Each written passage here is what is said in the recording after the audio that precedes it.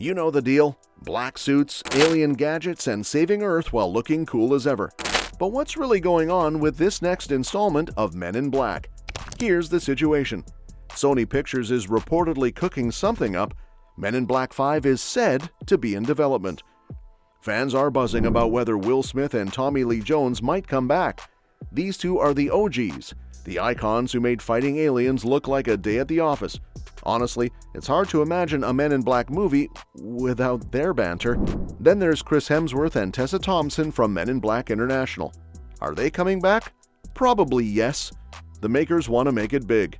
Their chemistry in the last movie was solid, but International had its ups and downs. Bringing them back could mean redemption or, well, more mixed reviews. Either way, I'm ready for the suits and shades vibes they bring. Then there are talks in the town that Sydney Sweeney might be stepping into the Men in Black universe. Sony Pictures is eyeing her for a significant role in Men in Black 5. And honestly, doesn't that sound like a match made in intergalactic heaven?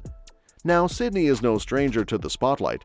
From her powerful performances in Euphoria and The White Lotus to headlining rom-coms like Anyone But You and horror films like Immaculate, she's proven she can do it all. But this? This could be a game changer, both for her and for the franchise. And if anyone can breathe new life into the Men in Black series, it's her. Bringing Sydney on board is a genius move. She's young, talented, and has that undeniable star power that could draw in a new generation of fans. Sony's been pretty smart about this. After all, they've worked with her before on Madam Web. If that partnership went well, and why wouldn't it, this could be a no-brainer for both sides. Smith, Jones, Hemsworth, and Thompson. A dream team like that, paired with Sydney Sweeney's charisma, could be just what the franchise needs to recapture its former glory. If Barry Sonnenfeld returns to direct, we might be looking at the ultimate comeback. Men in Black has a lot riding on this film. A win could mean a major revival. Think sequels, spin-offs, merchandise, and maybe even a theme park ride or two. A loss? Well, that might spell the end for this once dominant franchise. Sony has to get this one right, and casting Sydney could be the first step toward ensuring success. But it's not just about big names and flashy effects. The story needs heart, humor, and a fresh perspective. Remember the time travel twist in Men in Black 3? Fans are speculating that MIB5 could dive deeper into this concept. Maybe they'll explore the agency's history or even jump into the future. And every Men in Black movie has its share of creepy cool extraterrestrials. The next installment might introduce a villain so menacing it makes Edgar the Bug look like a housefly. I'm talking next-level weirdness, tentacles, lasers, the works. Now, this one's a head-turner. There are rumors about a possible crossover event. Could Men in Black team up with another franchise? Marvel? Ghostbusters? Okay, that last one's a stretch, but hey, a fan can dream. Back in 2014, Sony floated the idea of a crossover between the legendary Men in Black franchise and the hilarious rebooted 21 Jump Street. Both these franchises have been box office darlings for years. The Men in Black series, starting in 1997, was an instant hit, giving us 3 sequels that blended aliens, action, and Will Smith's charm. Meanwhile, 21 Jump Street took an 80s TV classic, added Jonah Hill and Channing Tatum, and turned it into 2 wildly successful comedies by 2012. Naturally, someone at Sony thought, why not mash these 2 worlds together? Despite the hype and potential, this crossover, dubbed MIB23, never made it past the planning stage. Jonah Hill even admitted it was kind of impossible. Ouch.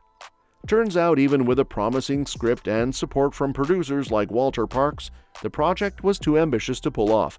By 2019, Sony had officially moved on, dashing hopes for this cinematic dream team-up. But let's take a moment to appreciate what could have been. With Phil Lord and Chris Miller on board, you just know the comedy would have been next level.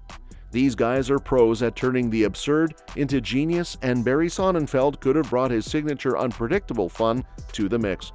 Instead, what did we get? A female-led Jump Street spin-off that's still in limbo, and the critically panned Men in Black International. Replacing the OG MIB stars for International was a bold move, but it just didn't hit the mark. It's like trying to make a sandwich without bread. It just doesn't work. But there's always hope.